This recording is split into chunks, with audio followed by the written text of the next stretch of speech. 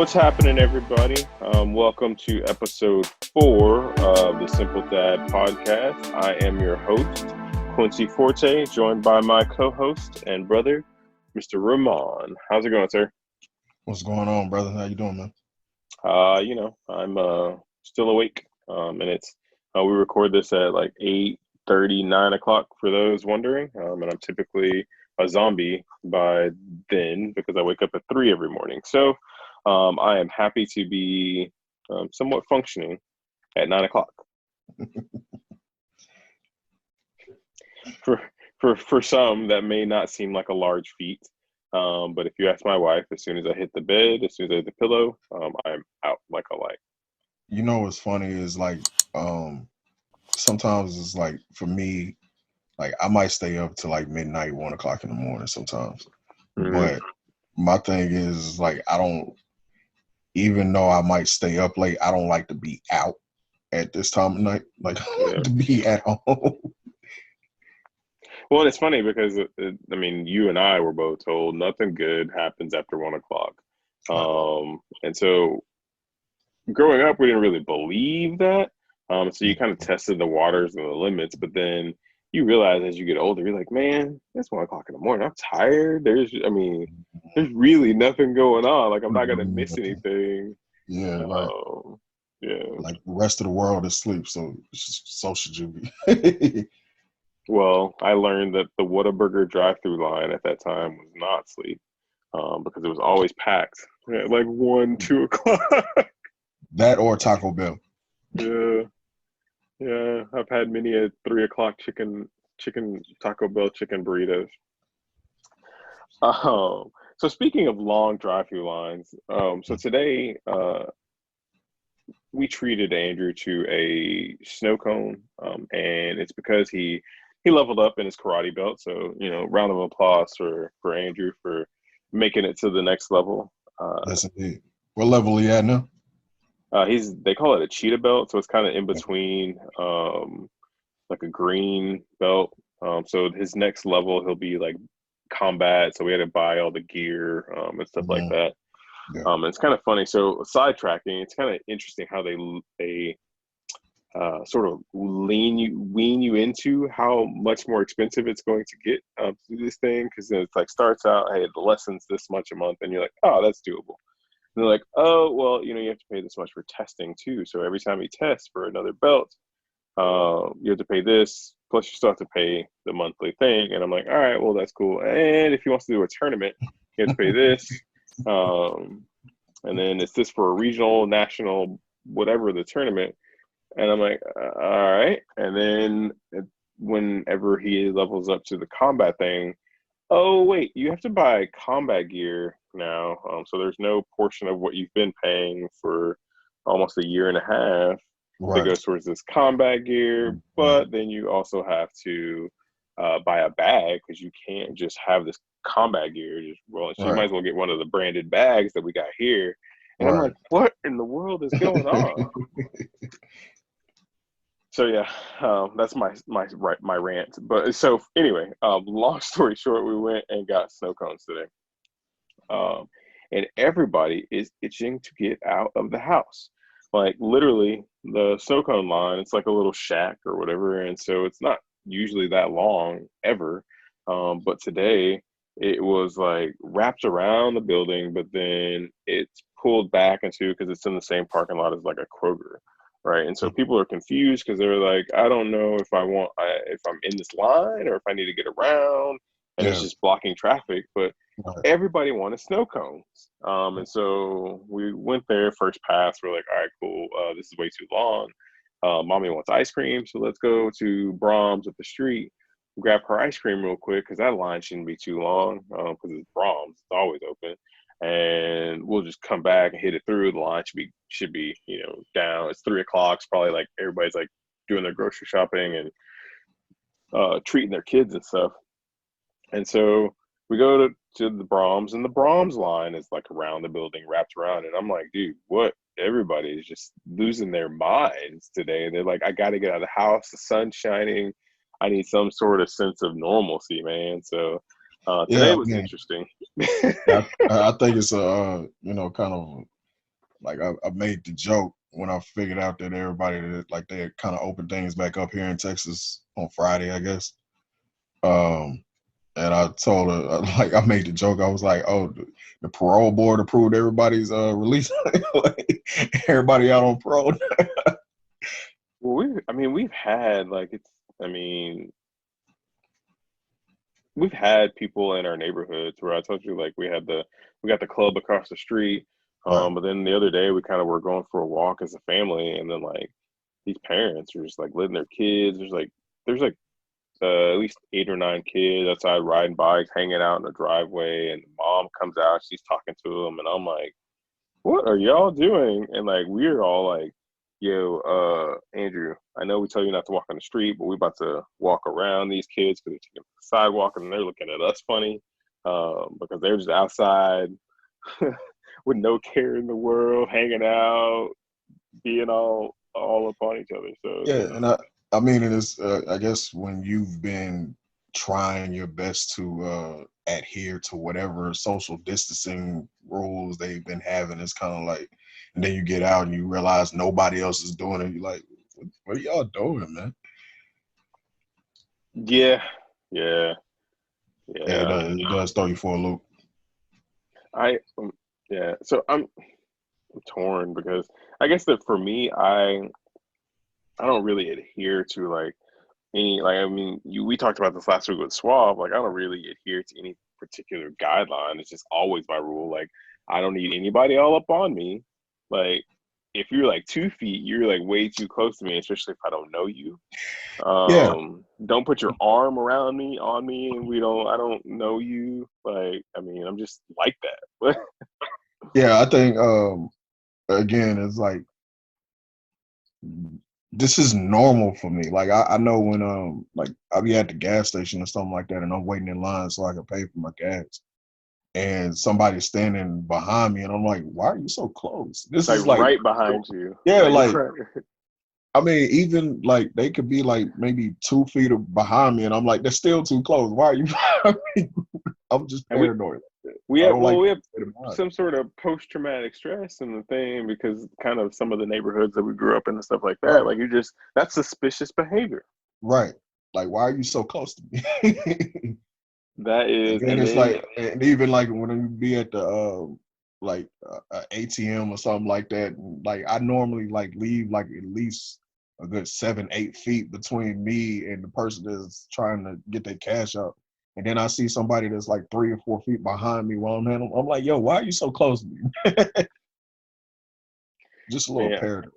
I remember when we first moved out here, there was a lady like where I was putting my pin in the keypad at the grocery store, and dude, she Mm-hmm. literally had put her stuff on the belt, but then she had like moved like all the way up to where the pin pad is. She's maybe like a foot from the pin pad because she's just ready to go, maybe in a hurry, and they had already run my groceries, so I was just doing my thing. And I look over and like literally I could touch her if I needed to, and I'm just like, and then she didn't feel like she did anything wrong. But then she looked at me and kind of saw my disposition and was like, "Oh, I'm sorry." And I was like, "Yeah, you're making me real nervous right now." Yeah, I So think it's a little PTSD. I'm just cautious. I like my personal space. I do too. I'm very aware of my surroundings. And I think uh, even now, like you know, like I go to certain places, and I'm not the type of like I'm not very like the type of person that just walk up and just hug people and stuff like that. And I think now everybody else is starting to get to that point to where they won't just come walk up and hug you. Otherwise, like because anytime before that, I just be like, yo, what? Like I don't do this. I don't hug strangers. yeah. Like we're not that close. We're about to go ninja with the baby just because people every time they see a stroller they like want to stick their hand in or they want to kind of peek over or get close and be like, oh, cute baby. And we've kind of been like hands offish anyways, just because we're like, yo, Mhm. that's a little weird that you just go up to somebody random and like peek all close to their baby and want to put your hands all in their face. I'm like, yo, I don't even, what? Like you why would you do that? Why would you think that was okay? And so kind of like now it's gonna be like super ninja, like, whoa, back Mhm. up. Like, you want me to take a picture, show you a picture of what the baby looks like in the stroller? Man, you just sick Andrew on them now. Like, like do that move you learned in class, son. Oh, yeah. Well, no, he is not shy about telling people about themselves. And he'll say it loud. Yeah. Uh, I mean, um, that's like the beauty of being young and old is that you kind of get to say what you want, and everybody just kind of like, oh, he doesn't know any better. oh yeah, no, for sure. For sure. I mean, I think um that's 100% true because I can't wait to get to that phase as an old man to where people will just let me say what's really on my heart. Hmm. I'm looking forward to it. Like that's one of the reasons why I'm looking forward to getting old because I can just say what I want, and everybody be like, ah, he's old, leave him alone. Oh, that's so funny. So speaking of old and elderly and things like that, so today's topic is the idea of death and how do you broach the subject with a child or with a kid? And I guess we can start with our experiences. Um, like so for me, and you can kind of uh, co-sign a little bit, Ramon, about it. But like for us, um, death was always tied into this idea of spirituality, Jesus going home, and stuff like that. And so we were exposed to a lot of the real sides of it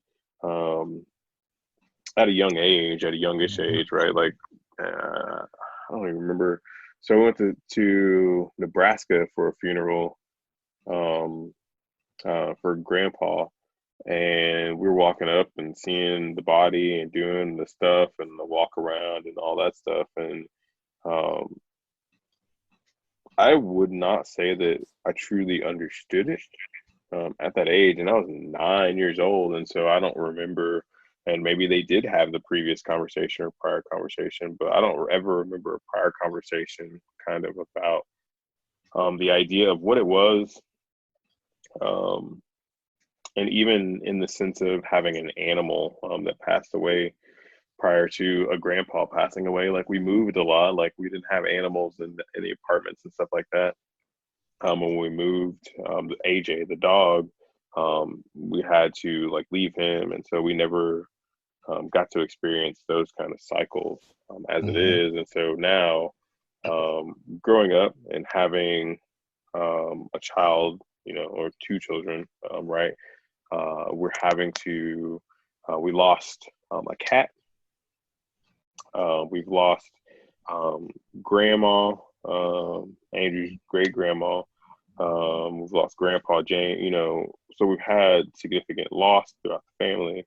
Um, but then the first experience with him with death was losing our cat Hazel, right? And Mm. so Right. um, we kind of explained, and that Hazel, she passed away. She went to live with Jesus, right? Right. And so he it's so interesting. That happened. We kind of didn't want to disrupt the day or do any of that stuff, right? So he still went to school. He was going to a daycare at that time, and so we explained that to him. Um, and I guess later that morning, we're getting in the car. Um, on the way to school, he's kind of thinking. He's always deep in thought, right? Processing. Um, and then we get all the way to his school, and he says, "Daddy, what did we do with the litter box?" And I'm like, "Huh?" I was like, "It's still in the house." And he's like, "Well, Hazel's been having accidents in the house. I hope Jesus has a litter box." And I was like, hmm. I was like, "So she's all better now?" Right. So she's not gonna have Right. any accidents, and it's a large space, and so, but at the same time, like I thought about it and I was like, man, we're kind of um I mean, six or he was four, 4 or 3 at the time. It's kind of hard to explain to him death and stuff like that at a granular level. Best we understand it, right? Mm, Um, but at the same time, I feel like that we and how we explain it is kind of sugar coated, and we kind of dance around it and the thing, because now his understanding is we have an aging dog who is about to suffer the same fate essentially, and even when grandma died, and like his thing is he doesn't know how to attach an emotion to that of extreme grief. He just sees it as a fact of life. And so when we told him about grandma, he was like, oh man, that's sad. uh, and he thought about it for a second, then he was kind of ready to move on with his day. And it kind of made me think, oh man, that's kind of how the world works. Like it happens. And for the rest of the rest of the world continues to go. They may not even know that you passed away, and it just the world doesn't stop. And for right. him, and in that moment, I was like, holy crap! Like it Yeah. literally in this microcosm of engagements, I understood that the world truly keeps going. Yeah. So with that, um, what are your thoughts on kind of just the idea maybe of sugarcoating it, or how best to explain it to a kid, or how you understand it and how you would explain it? Um, I mean, it's difficult, man, because um, you know, I think with death is something that no matter what age you are, you don't really quite understand it. Like even as adults, you understand that at some point it's going to happen, right? Even though you might not know when, you don't know how, but you understand that at some point, like nobody leaves this earth alive, right? Hmm. But at the same time, it's hard to wrap your mind around it. So trying to explain that to a child, you know what I'm saying, can be a little bit. It's a little difficult. Right. Um, I remember, um, man. So I remember when was this? 2018. Um, a couple of my friend, she had passed away, and she had 2 kids. Right. And I remember going to the funeral, and these kids, they're a little up in age, right? They're like preteens at this point. But um, they handled it pretty hard while we were inside. But then, by the time they got outside, it was kind of like I think they kind of accepted it. Like, all right, this is what it is. It's time to move on. Like world doesn't stop, life doesn't stop. We kind of just have to keep pressing on. And, trying to explain it to somebody who is like Andrew's age. Yeah. Like, I don't think he, as intelligent as he is and as maybe even emotionally advanced as he is, like you said, I don't think he has the emotional IQ to quite connect the dots just yet. You know what I mean? He understands that it's like, okay, I'm not going to see this person anymore, and that's sad, but okay, what else? What's next? Yeah. You know what I Well, mean? and I was gonna say, so the last thing that I would want him to do, or the last thing that I would want anybody to do for me, is to sort of stop. Like I don't want anybody to stop Hmm. whatever they're doing and lose whatever progress or function or um, lifestyle or life that they had, right? Right. Yeah. At my accord, and so like I don't necessarily believe in shutting down your day, and that maybe that's just because I don't have that type of emotion level to process it like that.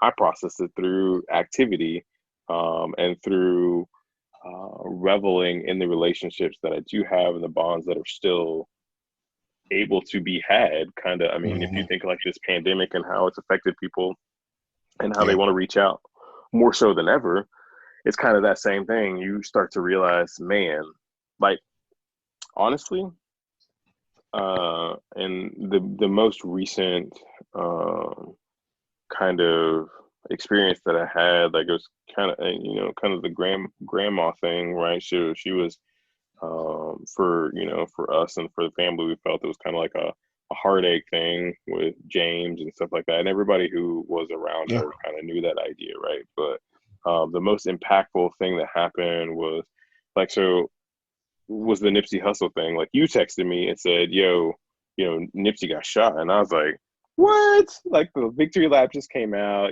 There's no way Hmm. that Nip, money making Nip, he literally is on the cusp of like this great thing, Greatness. Yeah. and like he just turned the corner, and Yeah. like there's no telling what was next, right? And like he's Yeah.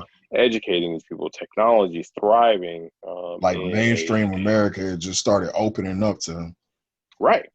Um, and then that happened, and I was like, man, life is really fragile. Like it's super fragile. Hmm. And like even hearing, like, still listen to his music, it's still powerful, but it's kind of like that's not even like the precipice of like the pinnacle of what he's going to become, right? Hmm. That was just the start. Like he's just scratching the surface. Like he had broke through to one hierarchy, and he was still working to the next level. Hmm. I mean, And and so, even more recently, like with Kobe, man, uh, yeah, like I got the message from from Ernest, from my homie Ernest. Like he hit me and it was like, yo, Kobe just like I think the text was like Kobe like was in a car like a helicopter accident or something like that, or Kobe just died. And like I'm thinking in my head, I'm like, he can't be talking about Kobe Bryant, like, because that's the only person like you can just say Kobe and you know exactly what they're talking about. Like yeah. can't be talking about Kobe Bryant. Like that would furthest thing like from my mind was that Kobe Bryant was gonna die anytime soon. You know what I'm saying? So um, when I immediately went and looked it up and saw it on TMZ, I was like, oh man, like that was a shock. You know what I'm saying? Because again, like, as even as adults, it's hard to wrap our minds around death. Mm, You know what I mean? And we're full grown adults, you know what I'm saying? And people have been dying in our lives for years, but every time you hear it, there's like an initial shock of it. And then it's like, um, at that point you have to start processing it. Now, how different people process it in different ways, you know what I mean? And obviously just dealing with, different cultures and different things like that. Everybody has a different way of understanding not just death, but what happens after death. You know what I mean? Like the way you explained it to Andrew with Hazel's passing, saying that she went to go live with Jesus, which is, it kind of settles his mind at that point, but like, oh, okay, well, she's all right.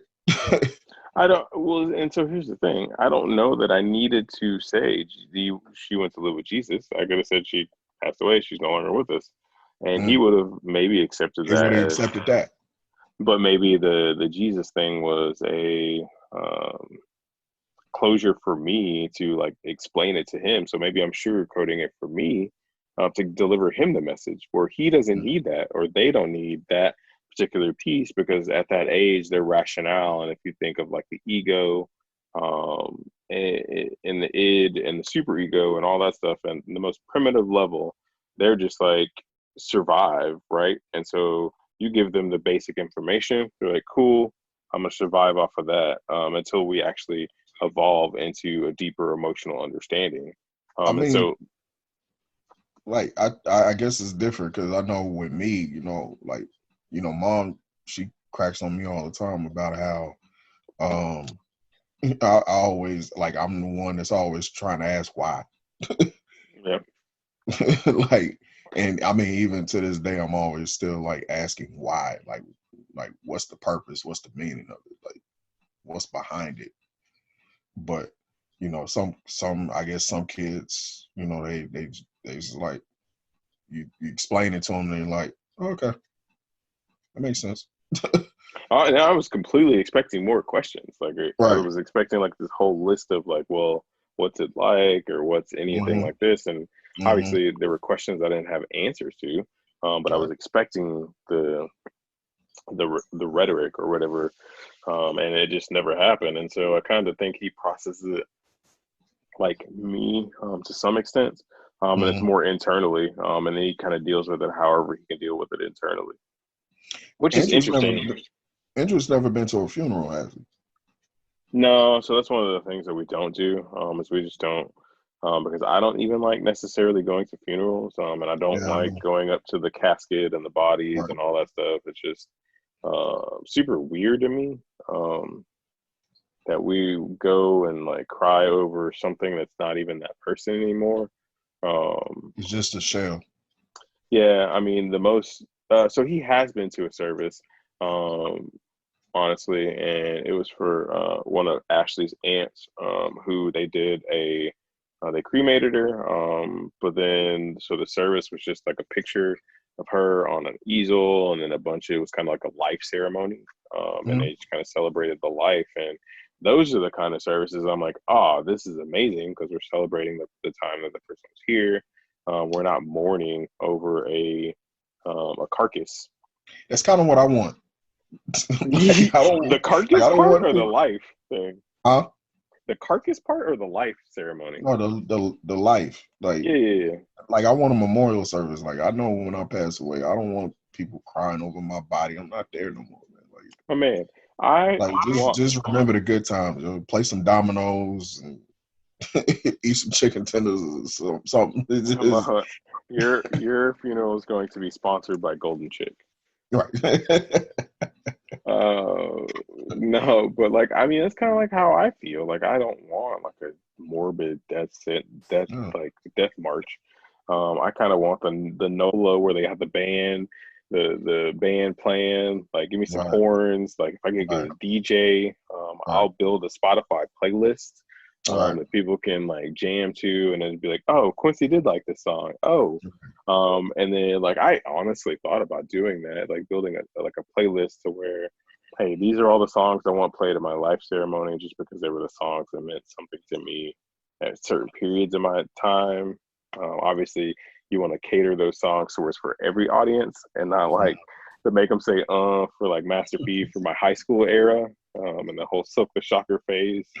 Right. Um, but but yeah, kind of like that, just kind of like a celebration thing, and all those the uplifting moments, and I want people to experience those moments, and kind of the best way that I know how to express them is kind of through music, and like this Mm, song means this to me, and this song means this to me, and this song was for this period of life, that I want you to experience, because we're also spread out if you weren't able to be directly, in my life for that time frame, right? yeah. And I think that's the whole purpose. Like when you look at like New Orleans, like Mm. when they do the first line and the second line and all that, like that's the whole purpose of that is to celebrate. Like death is not supposed to be a sad thing. Like it's more of a like a going home kind of thing. Like the idea of when you pass, you're going to a better place. You know what I mean? And let me tell you, don't let me do all this work to pass away to be like looking fit, but then when you die, you get bloated anyway. And for all my gains to be taken away in the casting, they'll be like, yo, quit. I spent all that time running and all that time in the gym. I don't get to take the, I don't get to take these muscles with me. Burn me in my prime, like with the six packs and all. If I get a six Right, pack, just cremate it, with me. I don't want the bloated, and I don't want none of that caked up clown makeup. right. My hair is fake. It's like a dreadlock wig. Like I don't want none of because I think Man, Bob so, Marley, they had get to stuck shave with the his. you get stuck with the Stevie Wonder dreads, where it's like, Like if my head shifts in the casket, like then the wig is still there. Like I don't want any of that, man. Like uh, I just, yeah, I don't. Yeah, it's interesting. Uh, I mean, kind of just the things people do, man. But like um, yeah, no, but yeah, I don't think there's any, like, just kind of get back to the subject. I don't think there's any easy way to explain it to a child, man. It's just um like I have no advice on on how to explain death to a child, like because other than just saying like, look, where they are, they're not suffering anymore. They don't have to. If they were sick, they're not sick anymore. They don't have to worry about the pain and stuff. They're in a better place. yeah, no. I mean, because I think it is like an onion. So if you explain it one way, and they have questions the contrary, like then, like if for example, if they're like, "Where's heaven?" and you're like, "Well, it's somewhere in the sky," and you're like, "Well, I thought space was up there." Well, it's like past space. Well, what do you mean past space? Like how space is expansive, like and especially for somebody who studies up on science, Right. uh, it's like, well, how far exactly? Like, can you like take a spaceship there? And it's like, no, it's an eternity. Well, what's an eternity? It's forever. Oh, so we live forever. Then it's like, well, no. Yeah, I don't know. Like, it just, I don't know. I don't Play with your Legos. know. Yeah, go play with your Legos. That's I should make a shirt that says "Go play with your Legos." Yeah, you should.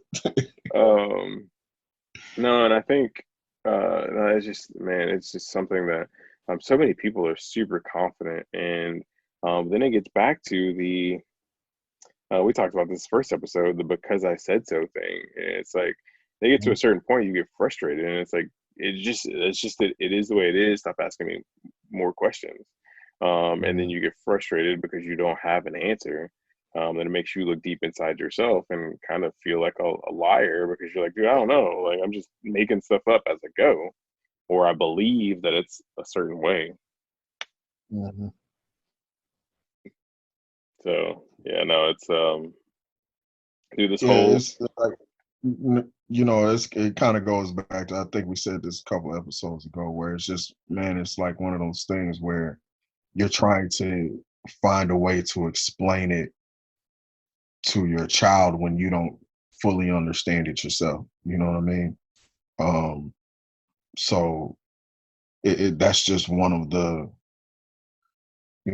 obstacles of being a parent, and being a father figure, or being a parental figure in somebody's life, is just you're trying to explain it to somebody while you're still trying to figure it out yourself.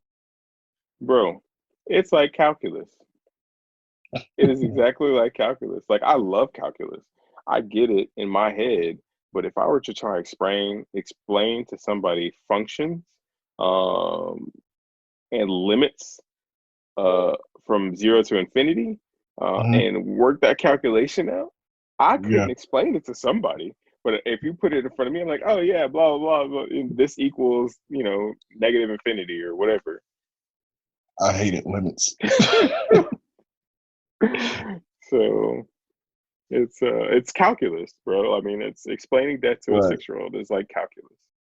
Like Yeah. you can, if you get it, you get it, and you have some vague understanding of what it is, unless you're a mathematician. Um, Right. but if you're not, you don't know how to explain it to somebody else to where they can get it. Yeah, it's kind of like you have a working understanding of it. It's like, all right, I know about how this works, but it's like I don't know exactly. Like I'm not an Yeah, expert on. but then you ask them why, like, why is the limit of blah blah blah negative Right. infinity? You're like, go play with your Legos because I don't know. It's just because it is. That's how it works. Right. Because I said something. It's all those cliche parenting Right. taglines. Um, Yeah. No, that awesome. I think that's the first simple dad simple dad shirt that needs to be made. Go play with your Lego. So many people would understand that. Just go play with your Legos. Hopefully Lego will let us do it, and we can do some sort of sponsorship or Right, co-branded thing. right. We just got to keep a wholesome podcast and like, oh yeah, we can do Yeah. it. That makes sense. Um, but yeah, man. So awesome. Yeah. So the general consensus is we don't know how to explain death to a 6-year-old, and this is where the tagline comes from for the Simple Dad podcast. We are both the senseis and the padawans.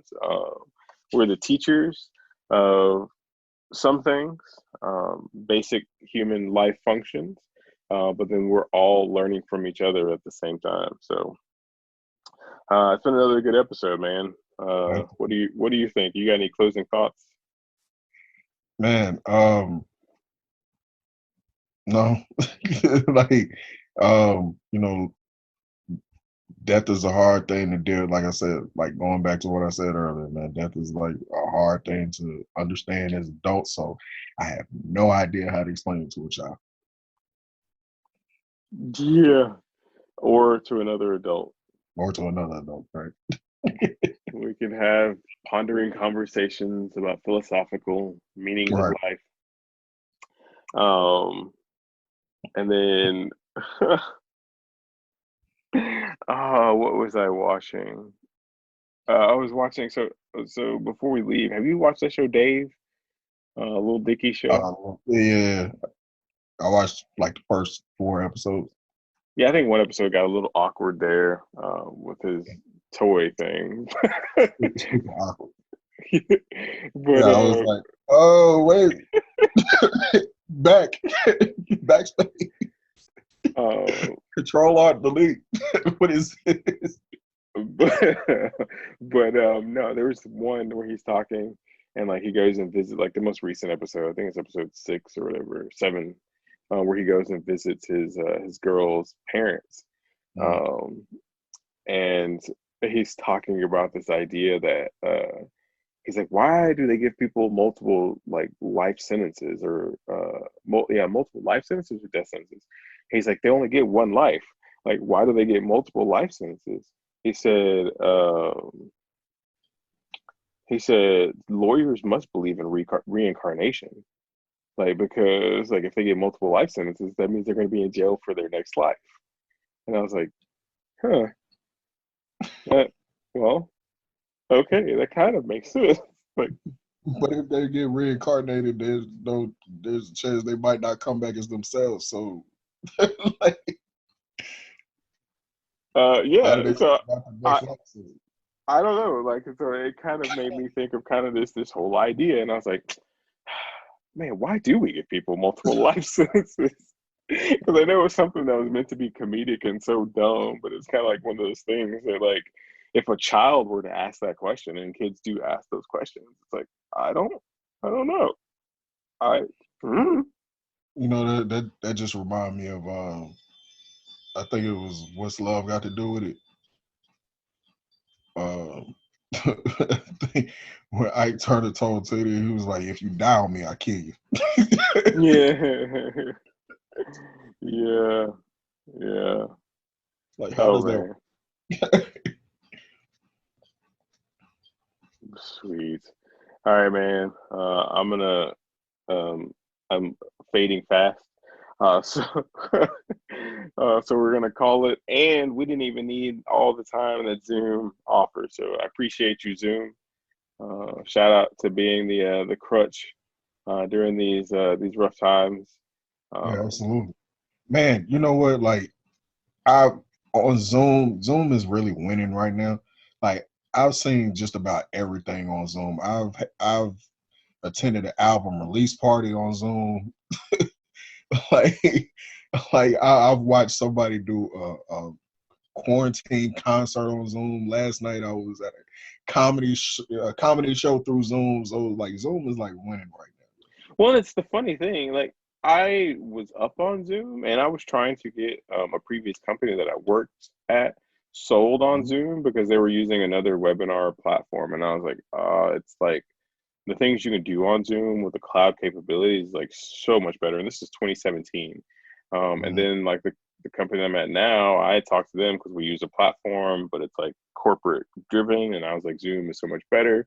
And then the Mhm. pandemic happened, and it's like, well, hey, there's this thing called Zoom out here that everybody's hopping on. I'm like, come on, man. Like they've been out Behind here, the but curve now they're again.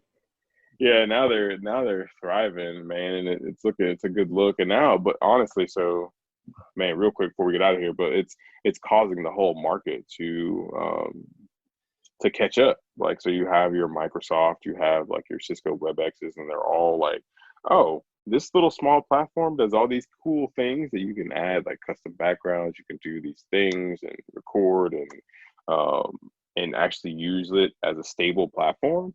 And we're big honchos in the market, and we don't have none of that. Like, so we have to catch up to these little guys. Yeah, these type of people, man, they gonna be late to their own funeral. And they're giving it away. It's Right, free. You can talk to your family for free, and it's not a corporate enterprise solution. right, Oh, what are they thinking? right. So, yeah, yeah, man. Behind the curve again. This has been another episode of the Simple Dad podcast. We should call it Life After Death. That's the Biggie album, right? Right. Yeah. Yeah, let's call it Life After Death. Life after Episode 4. Good talking to you, Remon, again. likewise. And we'll see everybody next week. Yes, indeed.